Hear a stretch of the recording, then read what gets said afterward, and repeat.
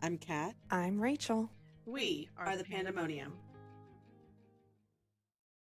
Good morning. Good morning.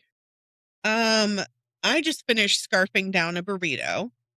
We're recording a little late this morning. We normally record around like 8:30. It's almost 10.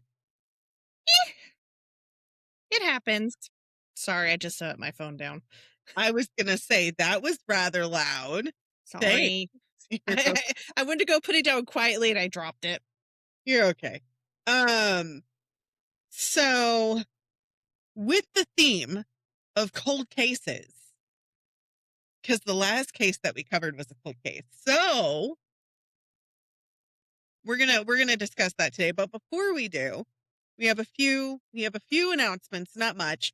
We still have 37 followers on our YouTube, 108 Spotify followers on our Facebook. I just had it open and I closed it. I was like, I don't need this open. I did. Excuse me. My God. Okay. The Facebook page has 82 followers. We're following 17 people. And then the Instagram page has 118 followers still. And our Facebook group, I don't have that open right now. Yeah, go ahead. He just laughed emoji'd it. Going over numbers, bitch. You can wait. Okay, so the group has 112 members. A good chunk of them don't respond to the questions, and at this point, I'm just like, it is what it is. But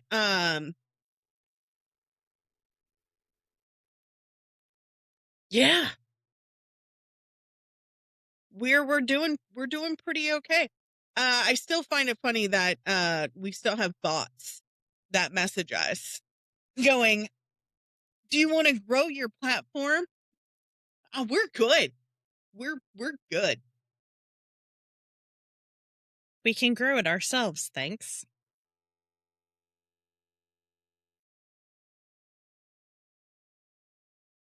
Meanwhile, I have all of my group messages blowing up over random BS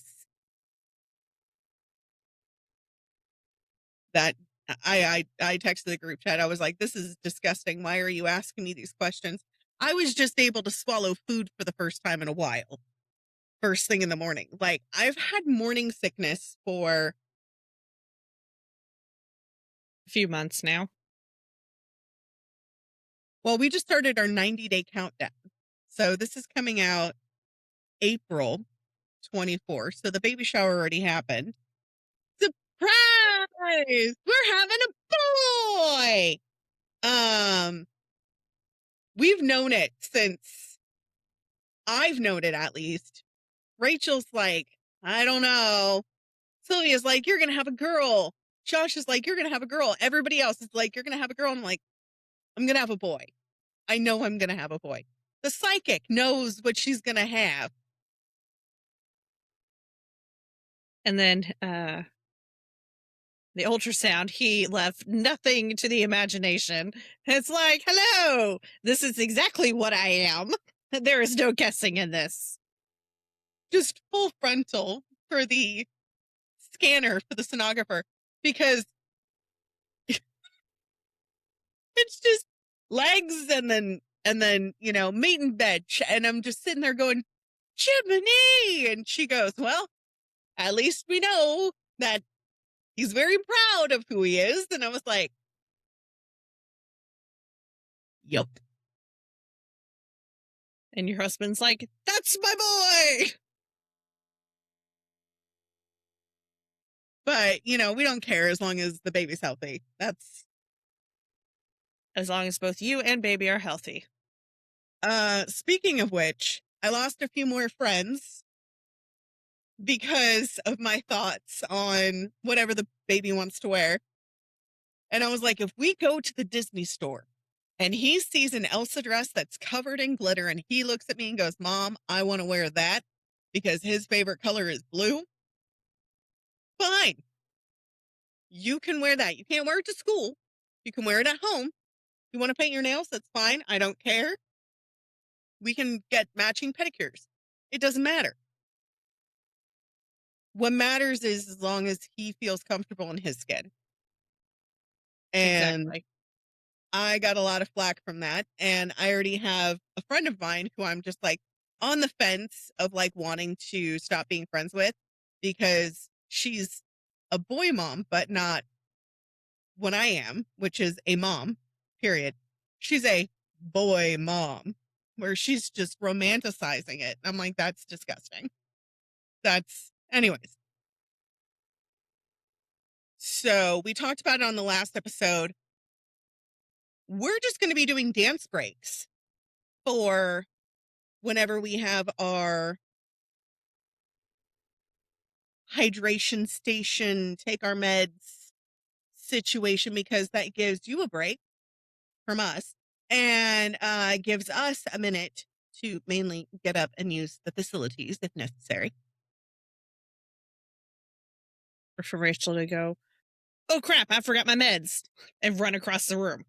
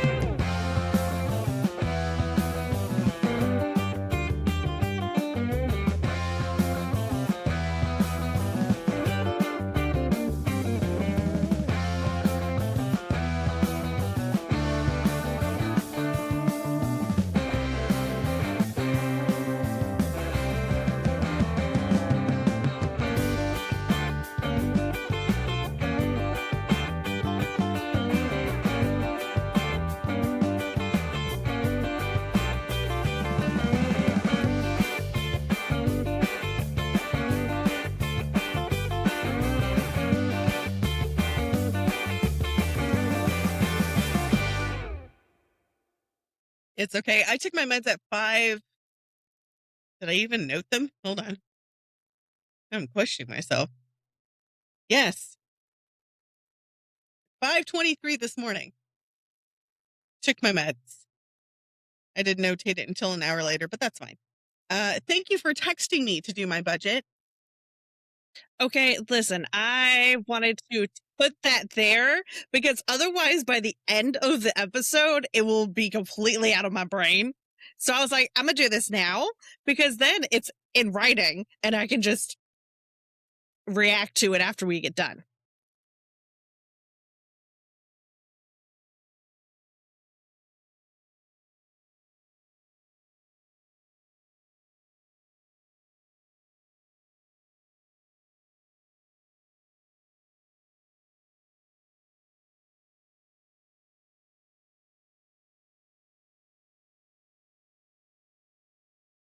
I decided today was a great day to wear pants. I was indeed wrong. Should have worn shorts. But so today we're talking about a more recently investigated cold case, something that took almost 29 years for DNA tests to be completed.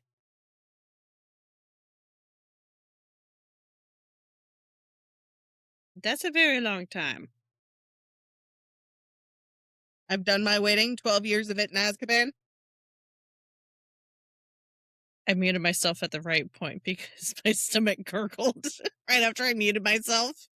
Leaving that in. When I go into edit, I'm leaving all of it in and doing a stomach counter.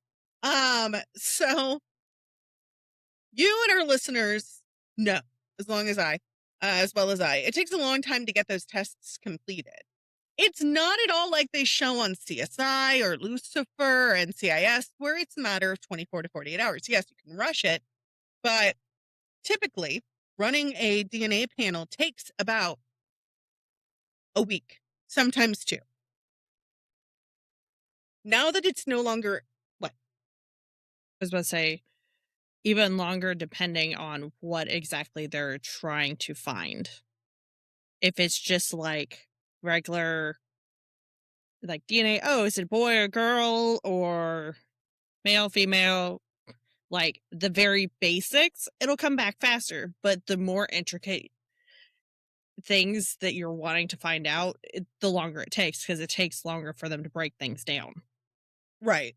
And as far as matching it in the system in like CODIS or DAFIS or anything like that, if you wanted to match it in the universal systems, it takes, I think the longest I saw was a month and a half for it to run through all of the networks, because you have to go through the prison database and through the federal database and through the active duty database. And there's a bunch. So it was solved.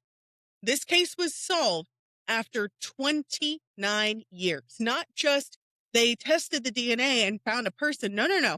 They tested it, took it to court, and got a conviction after 29 years. That's a really long time, but I'm glad they were finally actually able to get a conviction. And that I'm assuming the villain was still alive to get punished.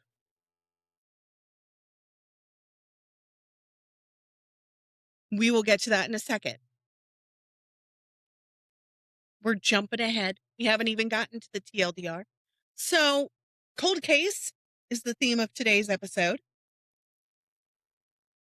This case has been covered on Cousins on Crime, Murder with My Husband, which is actually a good podcast, Postmortem, DNA ID, which is on the Investigation Discovery, Crime Clueless, Red Flags, and Body Bags.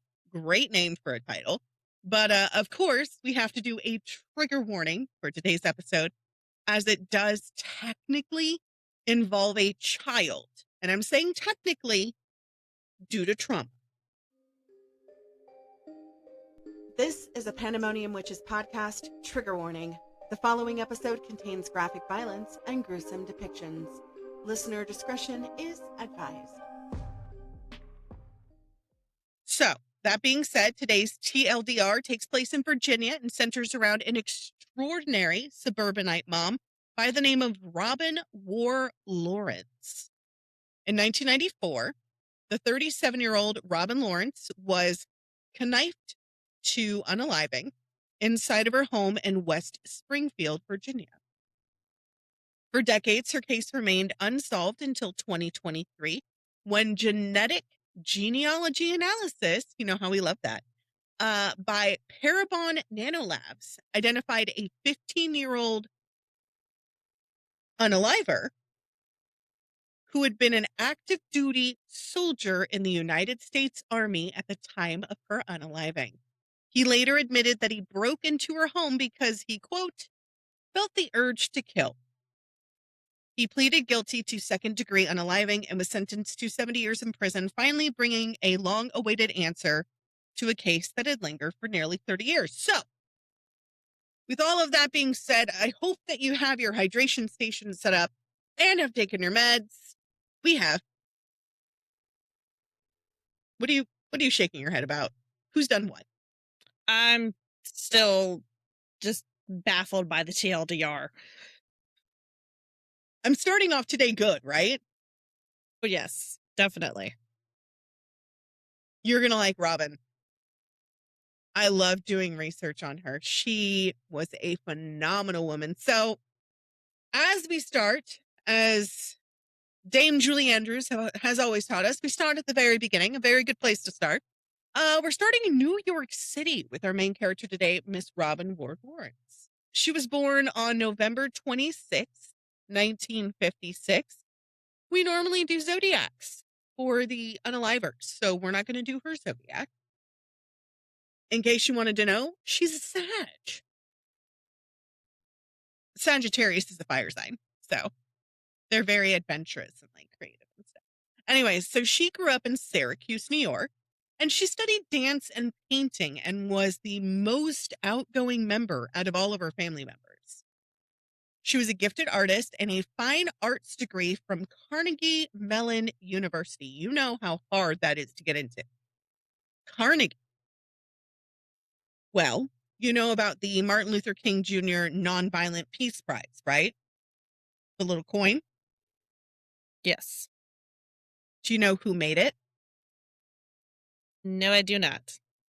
She did. Wow. She was selected to mold the first medal for the Martin Luther King Jr. Nonviolent Peace Prize, which was awarded originally, the first one, to Rosa Parks.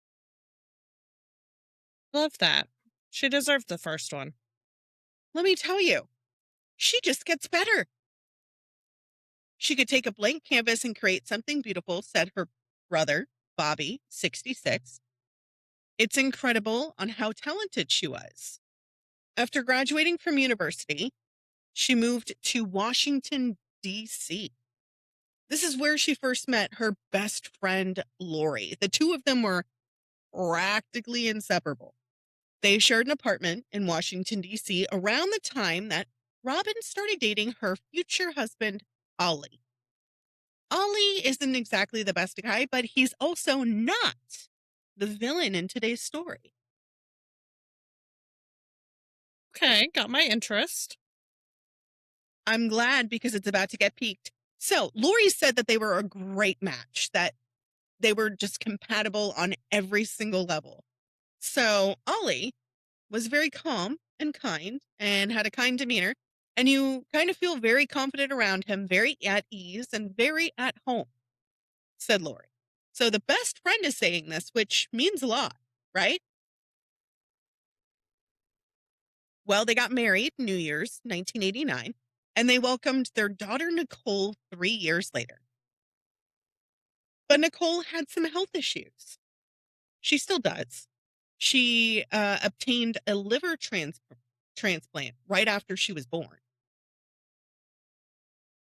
Which any transplant is rough. Right. Well, shortly after, they moved to a house in the suburbs where her and her husband finally settled into their home in Springfield, Virginia, which Virginia is about a 3-hour drive from D.C., which you remember I used to make trips pretty frequently there. At the time of her unaliving, Robin was working in advertising and Ollie was working as an executive for an airline company. A week before Thanksgiving, November 18th, the Lawrence home was broken into by an unknown assailant. I told you it was going to get better. Okay. The unaliver drove to West Springfield, broke into the home of Robin and her husband, Ollie, and she didn't know who he was. Now, mind you, this is where the creepy part comes in, because you have this thing about screened windows. They found Robin and her 2-year-old daughter, Nicole, alone at home. He then proceeded to knife her 49 times, tossing the weapon into a body of water later that night, as to what he stated. It would take 2 days before anyone would find her body, lack of a better word. So, of course, as Robin's family mourned her death, investigators pieced together a timeline and determined the last time anyone had heard from Robin was about 6 p.m. on November the 18th, which was the week before Thanksgiving. Ollie, her husband, who was out of the country at the time, asked her friend to check in on her, as he had not heard from her in several days, which, they weren't like you and me with our partners, where we consistently have to let them know what we're doing. And then also the time changes because he's out of the country. So you could be all the way like 12 hours ahead of somebody else or more. And so that plays a role in, well, I would call them, but they're sleeping right now. Or I'm about to go to bed and they're just waking up kind of thing. So like it makes it hard for couples to constantly stay in touch when there's a huge gap of time between them. This is why, even though there was only an hour between me and Josh when we first started dating, I would text him good morning, good night, tell him when I was going on my lunch break. I would catch him up on my day. And even when he was in the field and he couldn't respond that frequently, I would text him, tell him what I did during the day, hoped that he had a great day and that we'd talk later. And it was just one of those things where I would just message him when I could. Mind you, this was also in the early 90s. This was before cell phones were miniature computers in your pocket. They were giant bricks. They were about the size of my water container. They were huge. And they were attached to a battery in a bag. And also, like, with the fact like technology wasn't so advanced, you didn't have like Skype or WhatsApp or anything. You would have international calling cards that you would hope the person at the other end would have minutes or have be at home to pick up the phone. Mind you, this was also just a few years. 94 was right before 98. 98 was when they came out with the Nokia. Yes, 94 was right before 98. You know what I mean. Come on. Okay, so Robin's husband, Ollie, right? He's in the Bahamas. He's on a business trip. Or is he? So he's in the Bahamas. He grew very concerned because Robin's not answering his phone calls. As Rachel stated, he's calling the landline. I'll put a picture of it. The corded phones that used to hang on the walls. I used to lay on the floor and talk to my best friend who lived in England. My mom was so pissed when she would get the phone bill. $100? Who do you know in Yorkshire? And I would run out of the house. Anyways, Robin wasn't answering his calls at all. And she was home alone with Nicole. So he called Lori. Now, Lori Lindbergh didn't live that far at all from her. She lived a few hours. So she decided to go and check on her at the house. She knocked and knocked. And after a few minutes of knocking at the front door, she's like, I'm going to go around back because she always leaves a window unlocked.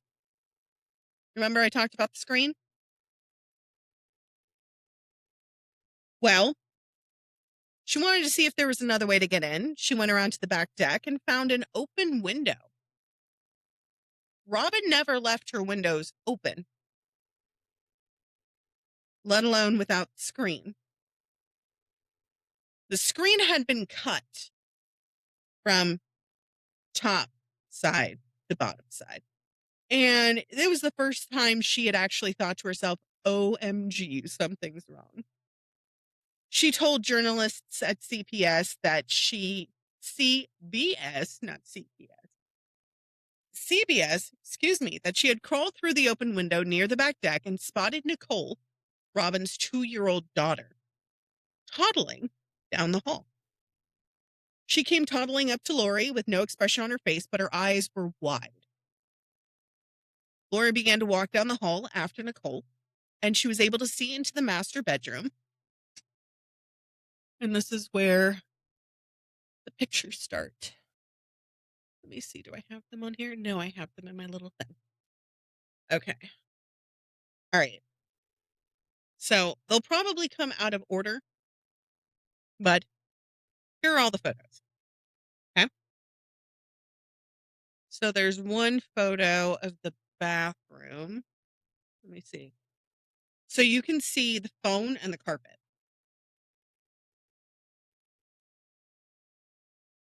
Okay. Okay. I just sent all the pictures to Rachel just so she can see where we're at. She walked into the bedroom and she was able to see into the master bedroom, and all she could see was large splotches of blood. Her direct quote was, "I was terrified. I grabbed Nicole, ran, and called the police." So Lori did what any person in their right mind would do, scooped her right on up and ran to the neighbor's house and called the police. She touched nothing else because she knew, like everybody else does, It's an active crime scene at this point. So, per the investigators, there was a very violent attack on Robin. It looked like a personal attack and that somebody knew her because it was passionate and she had been knifed 49 times. 49 times. So, this is the part where I said it involves a child. Nicole was in her room with her mother at the time of her unaliving. Reason being it said this is because Nicole was seen clearly dehydrated, wandering the house wearing a 2-day-old soiled diaper, walking alone down the hallway with blood on her and on the diaper and on the walls. And she'd been alone in the home with her deceased mom for 2 days and tried to help by bringing her mom a roll of toilet paper. At this point in the research, I stopped and I sobbed on my couch for a good hour and a half. I'm currently trying not to cry. You can cry. I'm dehydrated right now, so you can cry for both of us.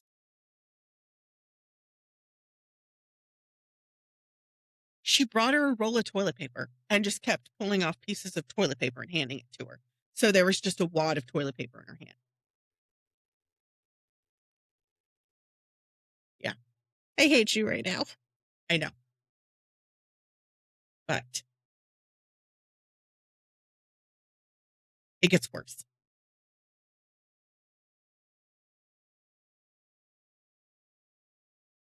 She was nearly Anne Boleyn.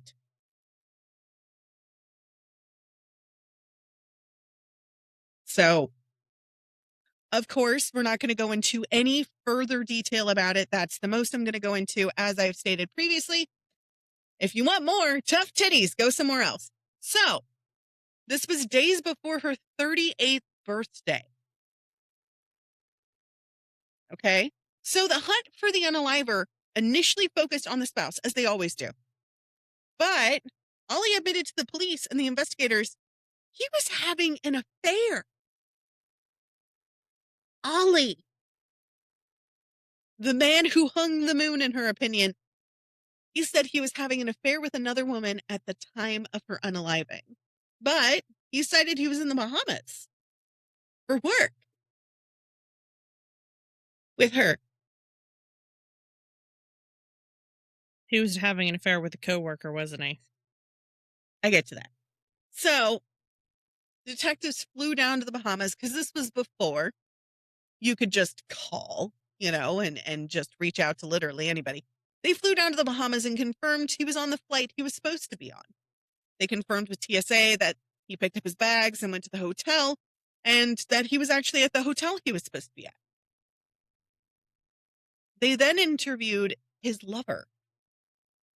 They don't go into her information or who she was, but that she was just involved with Ollie, was in love with him, but was not involved in the crime itself. She had an airtight alibi. Robin's sister and brother were surprised to learn about the affair, but said they never believed Ollie had anything to do with Robin's unaliving because he truly loved her. So, we have an open window, we have a cut screen, we have a locked front door, we have a locked back door. Who did it?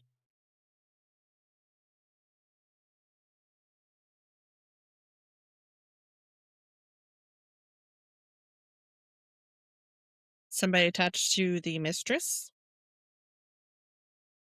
No. It is no one known. So, this is the worst part about this entire story. Not the fact that Robin was an amazing human, not the fact that she was a fantastic mother, not the fact that she was a great wife. The fact that this is the summer of Sam all over again, somebody went around looking for an open window. You remember the guy in 1974? Rodney Alcala went looking for open doors. I was 6 at the time, so no, I don't remember that. You weren't 6. This was in the 70s. You weren't even born yet. You said in 1994. I know. I said this is like the summer of Sam. Oh. And I was like, I don't know why I said I was 6 in 1994. For some reason, my brain commuted 1997. I don't know. I'm tired. You're fine. You worked on last night. So,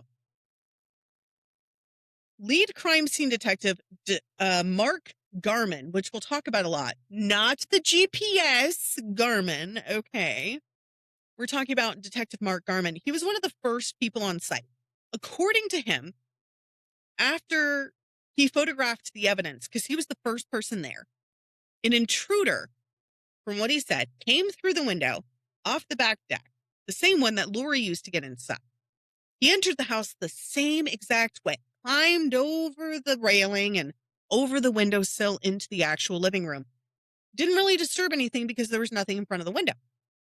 When he asked about the crime scene, Detective Garman stated that Robin appeared very damaged. This is direct quote. A lot of knife wounds, severe gaping knife wound to her neck, unbelievable number of defensive wounds on hands, knife wounds in back, on legs. Signs of struggle, obvious in room. That's from direct notes taken from him. He then stated in his notes the phone that was on the floor near Robin. The phone cord was cut. She was assaulted in the bed, then fought her way out of bed, and then continued to fight and struggle. He said one of the first things that stood out were the bloody tissues that were scattered around the house and near Robin's body. And he believes it was Robin's daughter, Nicole, who left them behind trying to help her mother, because what are the first things we teach kids when you get a boo-boo? Get a napkin or paper towel. Everything's going to be fine. Just put a napkin, put a paper towel on it. It's going to be okay. He said, quote, even at that age, kids know what blood is and where blood comes from. Wounds and cuts. And they know mom puts tissues on them or Band-Aids. I think she was trying to stop the blood. And at this point, I sobbed again and took another hour and a half off. Which, thanks to Rachel, I've been watching the Great British Bake Off and getting sucked into that when I'm feeling like I can't watch Bluey because nothing will fix it. You're welcome. Let me tell you, they start ad-libbing on screen when somebody starts crying, so that way they cut and they don't. Yeah, it's great. I love them. Because they can't swear, really, on the Great British Bake Off. I mean, they swear some, but again, it's supposed to be family friendly. So, not only do you have the tissues, not only do you have the bloodstained diaper on the walls, there's one more worse factor. I mean, aside the fact that her poor daughter saw everything. there were empty bottles littered around the mom's body because she thought her mom might be hungry.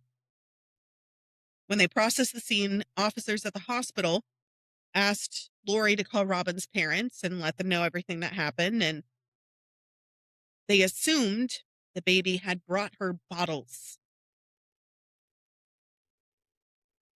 And of course, I had to take another break and watch more Great British Bake Off because I am a sobbing hormonal mess at this point because I'd only started, because I would start researching at about 5:30 in the morning. I was maybe an hour into this, and Rachel had called me that morning, and I hung up on her and I said, I don't have the spoons. And she's like, okay, you remember like 3 weeks ago you texted me? Yep.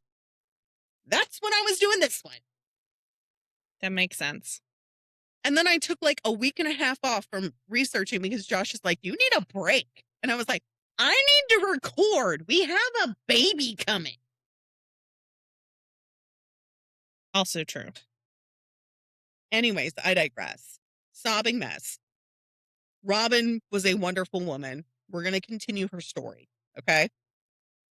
So investigators processed the scene very carefully.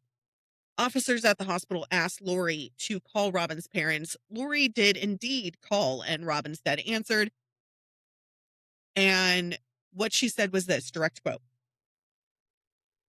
I think I said Robin is dead. But what I remember is Jessie, her mom, must have been in or overheard because she just started wailing, just a sort of primal anguish. That was really horrible. The most horrible thing that has ever happened to me is calling. And then she started crying at the end of it. So they cut it off.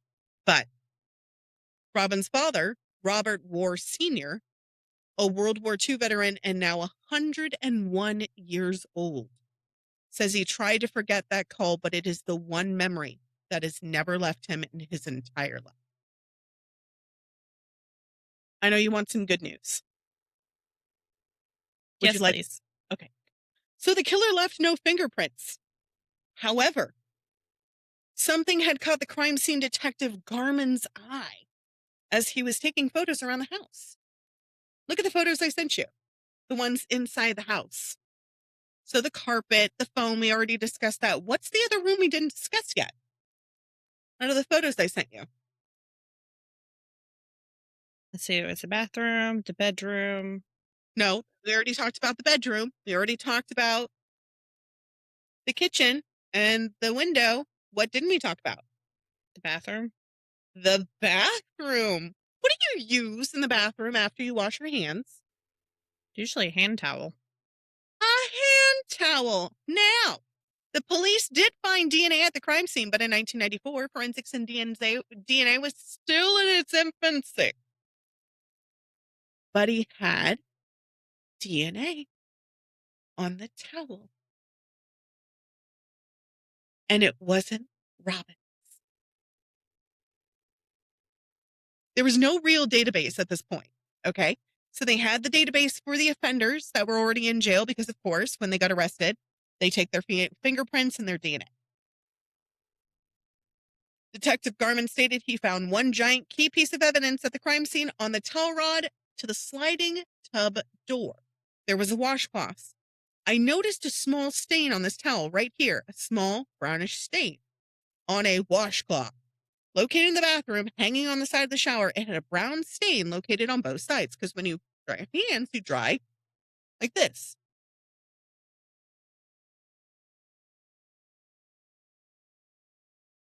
That brown stain turned out to be blood. Authorities extracted DNA from it and didn't match anyone affiliated with the case. Not Ollie, not Robin, no one. Not even the lover that he had the tryst with.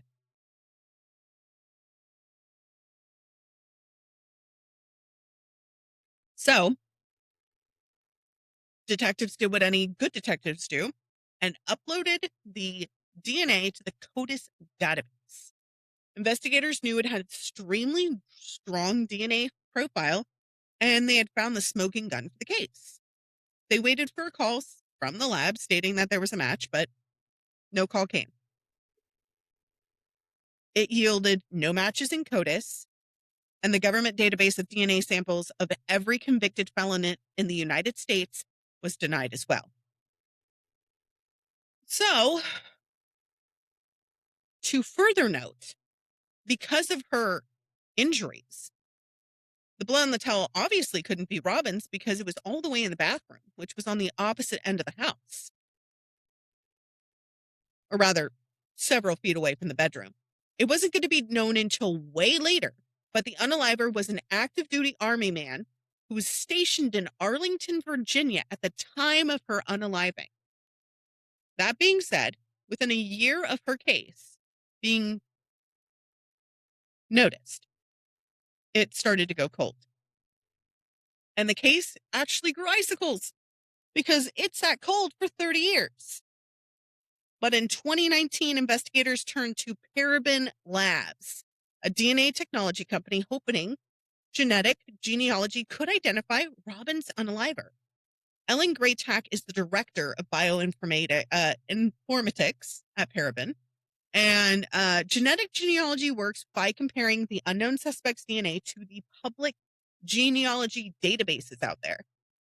This is what investigators do, because we talked about it so many times, but we didn't go like in depth. I got a full in-depth analysis on what it is. So they build these relatives' family trees, right? They narrow down the individuals by matching the right age, location, circumstances to have committed the crime. They start with the oldest relative first and then go down to see who's the closest match. In Robin's case, they frequent with law enforcement, and they were pretty optimistic about this approach because the matches they found were so distant. But they showed in their analysis that Robin's killer likely had European ancestry, tracing him back through his relatives, which proved nearly impossible. The database matches just were too distant. They shared only little, tiny pieces of DNA, which means their shared ancestor with an unknown person was pretty far back in time, and that means that these people had a lot of descendants today. A lot. So Detective Melissa Wallace stated that Paraben gave us the solvability rate of 0 on the case, that it would never be solved. We do not have the time or money to get it moving forward.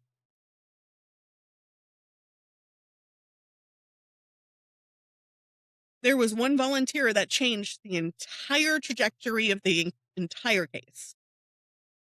A volunteer who chose to go just by the name Liz. So, of course, investigators have volunteers that work with the police department that help, like I used to do with transcribing their records from paper form to electronic form. Well, Liz decided, I'm going to help in whatever way I can. And she's like, I kept thinking, if I finish this, it'll be one more thing to help someone.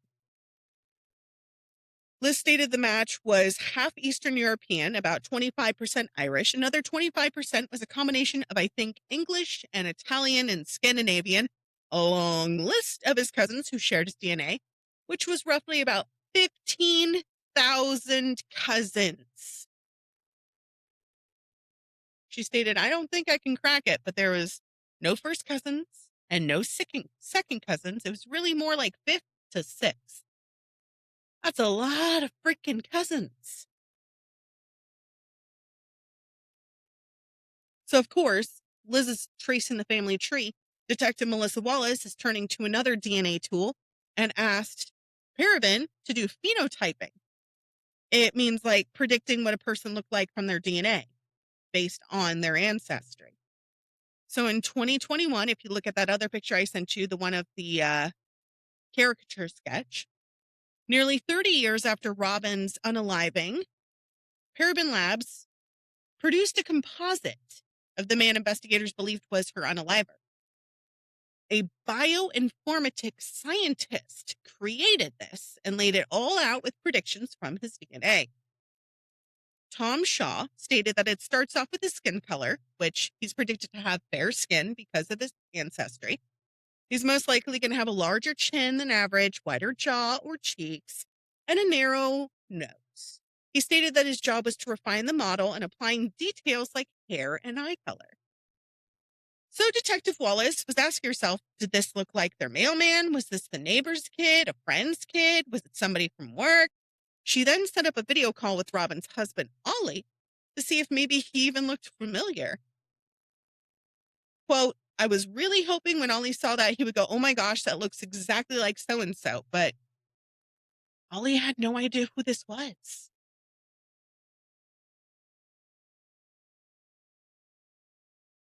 He just stated, that doesn't spark a memory. I have no idea. And that's probably one of the scariest parts. Right. People wonder why I ended up getting a dude, home protection, man. Right. It takes at least. So. Mind you, Rachel and I have differing opinions on this.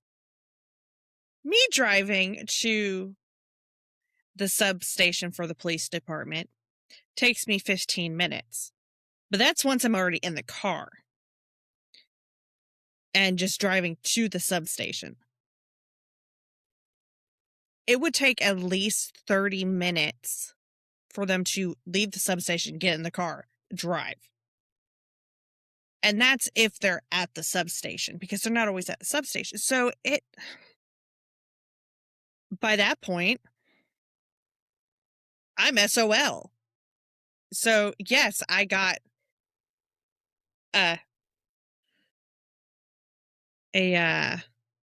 is it that they call it? A wireless hole puncher. A wireless hole puncher. Oh, I'm going to for myself.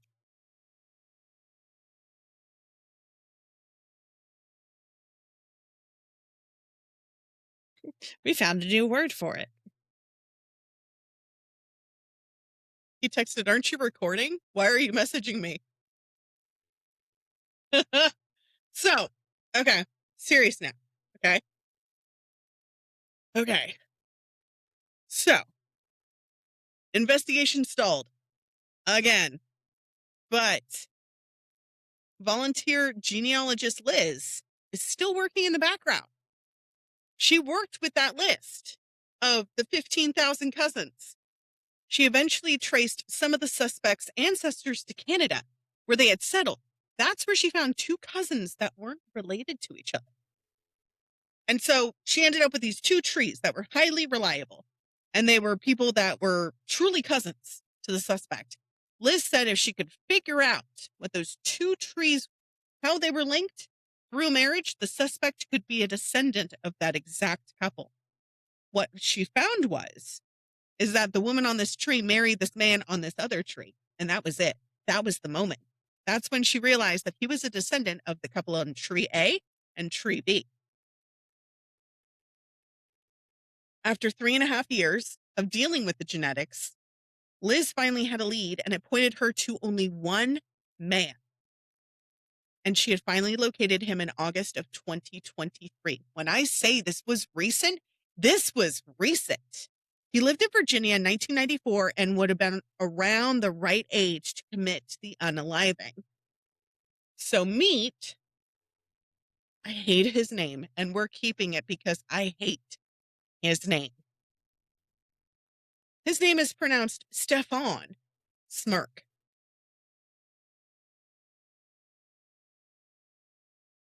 It looks just like him. It really does. That's pretty uncanny. It's creepy.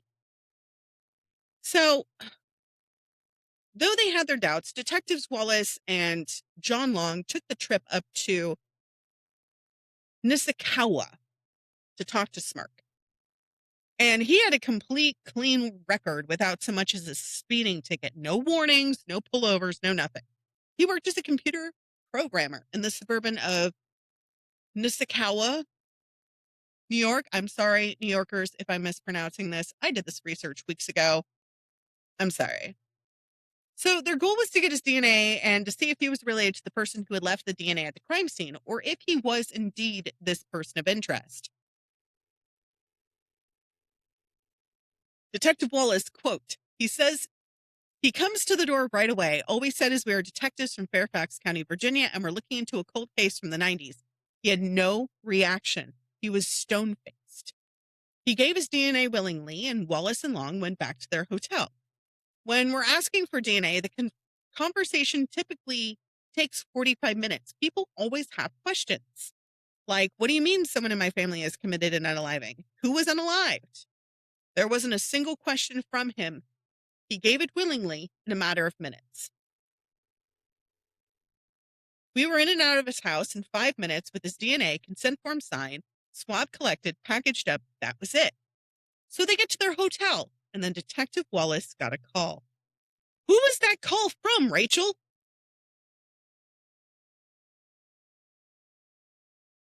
The genealogist? Nope. I'll give you one more guess, and you're not going to get it. Then I don't know. Wallace said, quote, I was freaking out. I ran down to Long's room, and I'm still on the phone. I'm banging on his door. He comes to the door. He's like, what's the problem? I say we have to go to the police department right now. That is when they met Stefan Schmirk at the New York Police Department. Officers had taken him into custody as he has willingly turned himself in and called her as his one phone call. Holy crap. You didn't see that coming, did you? No, I did not. I didn't either. I screamed. The scream I scrimped. The scream I scrimped. So, of course, Mr. Smirk is there in custody. They sat him down in an interrogation room, and without any prompting, he confessed to the unaliving of Robin Lawrence. He had gone to Robin's home that night in 1994, and he told them for no other reason he was just wanting to unalive someone just to, quote, see how it felt.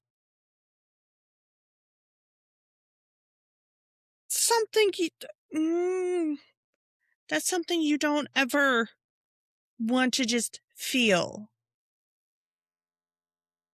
He then totally described how he used his military training to unalive Robin, who he targeted for no reason other than the urge to unalive someone.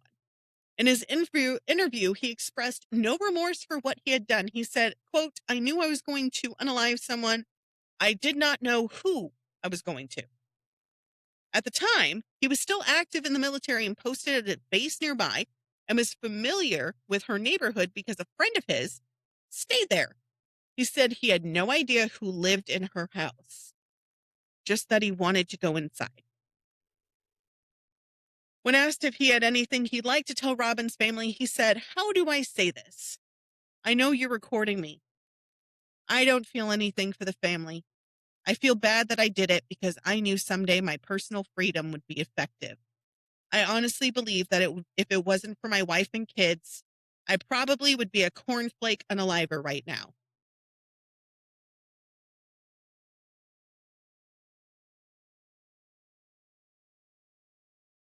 There's so much to unpack there. And I don't know where to start. You have a lot of things you want to say, but nothing you want to say right now? Nothing that I can say recorded. Do you want me to cut it out? No, it's okay. Just keep going. Okay. So, Smirk had 0 incidents on his record, like none. No infractions in the military, nothing. So O'Toole said it was possible that he never committed a crime, but she doubts the ideas in his head ever went away. She said that she'd like to know more about his ideation in order to confirm whether or not he was a threat in the future. And Detective Wallace stated it was a shocking statement and she was floored.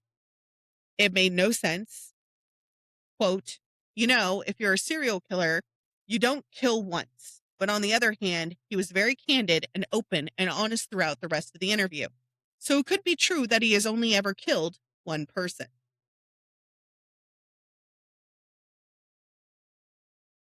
My flabbers were gasted. Mine too. Well, a week after the interview with the police, forensic testing confirmed his DNA was a match to the blood found in Robin Lawrence's bathroom. It was a 1 in 7 million chance. So, on April 4th, 2024, Fairfax County Attorney Stephen Discano presented the case at a preliminary hearing to determine if there was enough evidence to move forward. Prosecutors placed Smirk's confession, and the family heard the details of her unaliving in Stefan's own words. That name. The judge found probable cause that Smirk killed Robin Lawrence and only allowed the case to proceed to a grand jury, not a trial by judge.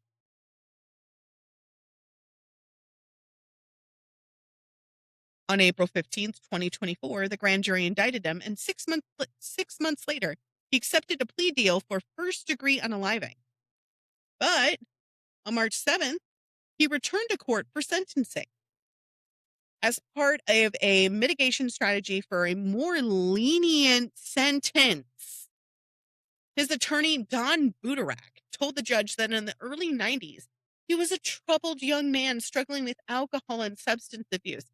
In the 2000s, I too was struggling with drugs and alcohol. You didn't see me going around trying to unalive anybody. I was trying to make out with random people in the Denny's parking lot. But, not the same. Okay? Don't do drugs. Okay? Drugs are bad. We have a good laugh about it now. Okay? Especially me and Devin. She met me after rehab. That was a time. But we can laugh about it now because we're safely and healthily on the other side of it. As we were discussing the other day, our kids will try to hide stuff up from us, and I'll be like, don't tell me about hiding stuff from your parents. As long as it's not coke off a toilet seat, we're good. I love you so much. And if you know, you know. I still find it funny. My mom's like, I know everything she ever did. And I'm like, there's a lot you don't know, and we're going to keep it at that. So, Mom, if you're listening, I'm sorry. But I'm sober, so that's what If you heard that, no, you didn't. Right. You don't need to know about when that happened. It happened. We all make bad choices in our life. I made a good one with my husband and with my friends, present company included. So Don stated he eventually decided, I'm going to join the military, thinking that would be a good choice for him. Maybe get his life stabilized. It wasn't until several years later he eventually was diagnosed with bipolar 2. When you add the ephedra and the alcohol, he was struggling a lot. The ephedra products that he was on was banned in 2004, and Budarak said that it was in part because when he abused the other substances, it could trigger dangerous psychotic side effects. She said by the time investigators came to his door nearly 30 years later, he had sought help for his mental health problems and became sober. Says that her client confessed and waived his right to a trial because he felt genuine remorse. So here's from the interview with CBS. You ready? Okay. So the journalist, Anne-Marie Green, said, but over the 30 years, did he think about Robin, Dawn? Every day. Journalist. Every day? Every day he would think about her. But during his statement to investigators, he didn't express empathy or remorse. He always wanted to accept responsibility. Acceptance of responsibility is one form of remorse. He stated in a quote directly with the cops that he never once thought about her and he didn't care about her. But his defense is telling otherwise. It's conflicting stories. Somebody's not telling the truth on this. During his sentences, Smirk had this to say. Something just came over me. I'm not going to say I heard voices in my head. I didn't, like, here's someone actually talking to me. But it was this overbearing thought in my brain that I needed to kill someone. I just had to kill someone. I can't explain that to you. After doing the research for as long as we've been doing the research, I still don't understand the mental pathology of these people. Neither do I. So he entered a guilty plea for first-degree unaliving on 2024. The judge called the unaliving among the worst in the history of Fairfax County, giving Smirk the maximum sentence of 70 years in prison.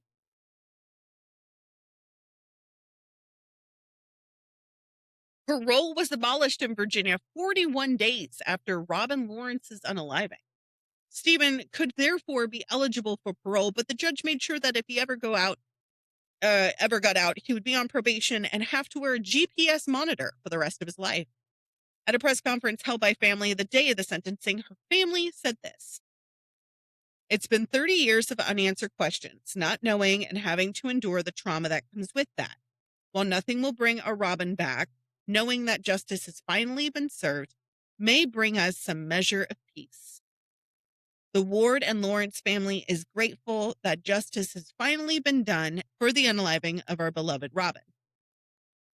So Robin's family said that they're glad to have closure as long as Smirk spends the rest of his life behind bars. But the consequences of his actions won't ever truly leave them.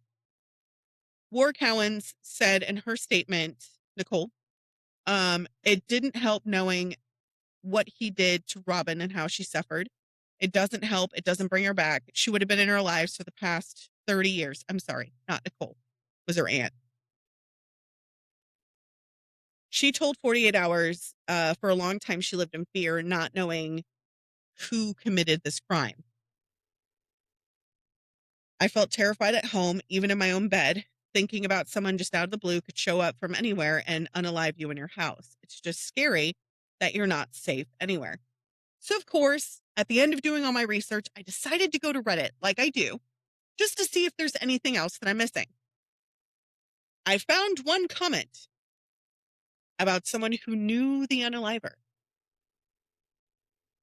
A Blue Pixel wrote this 2 years ago. I knew this guy in the 90s before he moved to DC. He was a creep then. He was buddies, not close, with my now husband. And I couldn't even articulate why I loathed the guy so much other than he says ugly things to and about women. And I got the age-old, that's just the way he is. He doesn't mean anything like it. Kind of like the thing about boys being boys. No. Doomager. So she said, I'm assuming it's a woman, I banned him from my house and left any social events he was at. His friends said I was being irrational and dumb, but then he went on to have a successful military career, a wife, and kids. I decided I had been wrong about the vibe I was getting from him. Nope. Everyone around me who knew me was shocked. Me, I was horrified, but not surprised. And then a response was, a true depiction of your guts are never wrong. I honestly have never seen such a cold confession interview. I do have the interview, and it is a YouTube link. It is disgusting. And I had to pause it halfway through. I was like, I can't.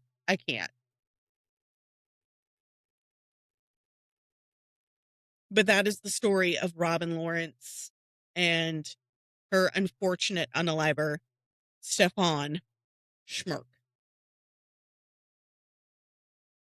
I hated every moment of it.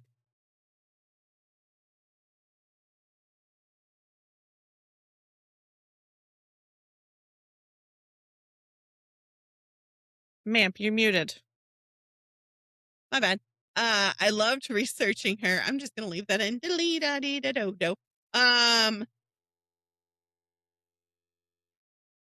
I was sitting here pointing at my ears going, hello. And then I realized you weren't paying attention to me. And so then I had a mic back up. I was not. I'm moving it to our Red on Air episode.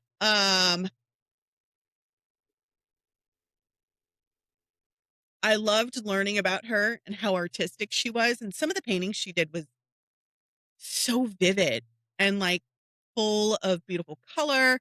And the coins that she made quite a few of the coins for the Martin Luther King Jr. Prize. It just sucks, you know? But yeah. It very much sucks. I look like a Cabbage Patch when I do that. My unhappy face, Same though. Hopefully her daughter, they got her into therapy.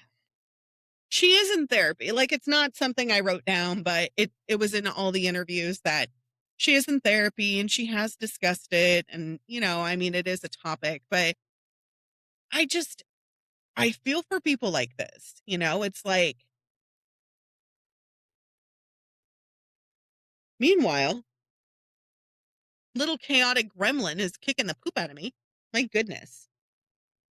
I'm fine with it though. Right. But I'm glad they got her in therapy, and like that just, it not only shaped her whole childhood, it shaped her whole adulthood too.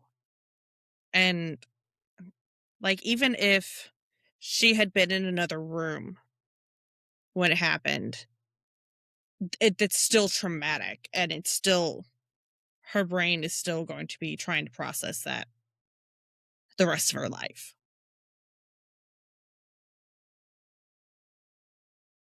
But I mean, that was today's episode. I hope you guys enjoyed me deep diving on it, especially that section about genealogy. I hated doing today's research, but it's done. It's over with. We don't have to talk about it anymore. We've ripped the Band-Aid off, so to speak.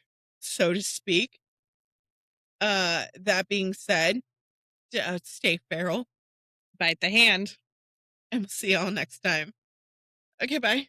Okay, bye. Well, party possums, that's today's dose of the Pandemonium. Thanks for listening and watching the ADHD chaos. Review, comment, and don't forget to subscribe. Tune in next week for more continued madness. And as always, stay feral.